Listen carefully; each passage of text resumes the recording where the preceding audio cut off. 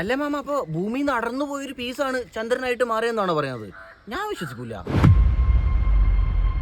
പപ്പിച്ചാൻ വരില്ലേ, എന്നെ പപ്പിച്ചാൻ വരില്ലേ? എടാ, നിനക്ക് ഈ ചന്ദ്രൻ ഉണ്ടായത് എങ്ങനെയാണെന്നറിയോ? അതിപ്പോ ദേവകേച്ചോട് നാരായണനോടും ചോദിക്കേണ്ടി വരും. ഒരു മരുമോനും മാമനോട് പറയാൻ പറ്റിയ കാര്യം ഇത് കുത്തിയാണെന്നാണല്ലോ അവിടുന്ന്. എടാ, തെക്കും ഭാരത ദേവകേട്ടിന്റെ മോൻ ചന്ദ്രന്റെ കാര്യമല്ല, ആകാശത്തെ ചന്ദ്രൻ, ദ മൂൺ എങ്ങനെ ഉണ്ടായെന്നറിയോ? ചന്ദ്രൻ? എടാ, ആ ചന്ദ്രൻ ഉണ്ടായത് നമ്മുടെ ഭൂമിയിൽ നിന്ന് ഒരു ഭാഗം അടർന്നു പോയിട്ടല്ലേ. ഏത് ഭാഗം മാമ? നിന്റെ വീടിന്റെ പുറകിലെ തെങ്ങും തോപ്പില്ലേ, ആ ഭാഗം. മരുമോനെ വിളിച്ച് നാവുകൊണ്ട് എന്നെ കൊണ്ട് വേർന്ന് വിളിപ്പിക്കല്ലേ. അല്ല, അങ്ങനെയല്ലേ മാമ. ബുദ്ധിയില്ലാത്ത ഞാൻ എന്തെങ്കിലും പറഞ്ഞു വെച്ചിട്ട് വിവരമില്ലാത്ത മാമനെ ക്ഷമിച്ചാ പോരെ. മാമനെ കഥ പറ, എന്നാലേ മനസ്സിലാവുള്ളൂ.